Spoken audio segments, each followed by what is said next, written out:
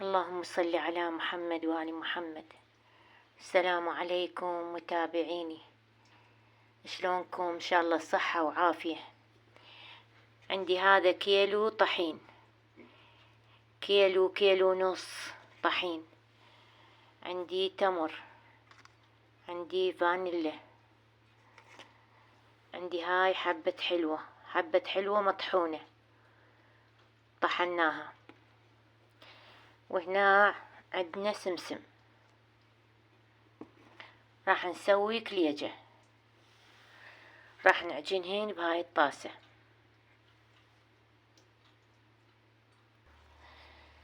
خلينا زيت وخلينا سمسم،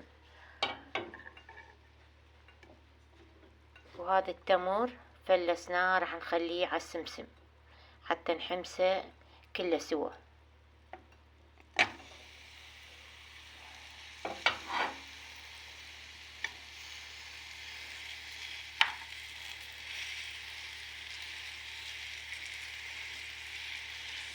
راح نحمسه على النار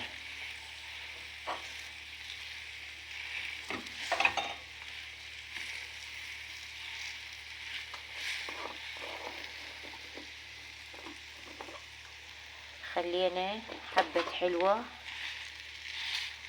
هنا ما طحناها، خليناها على عدليتها ويا التمر.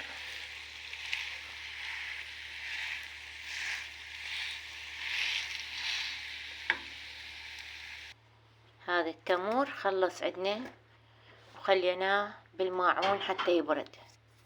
هسه راح نعجن الكليجة. خلينا الطحين وخلينا الفانيلا وخلينا البهارات، الحبة الحلوة المطحونة. راح نعجن هسه. خلينا 3 خواشيك شكر، 4 خواشيك شكر. هسه راح نضيف الزيت.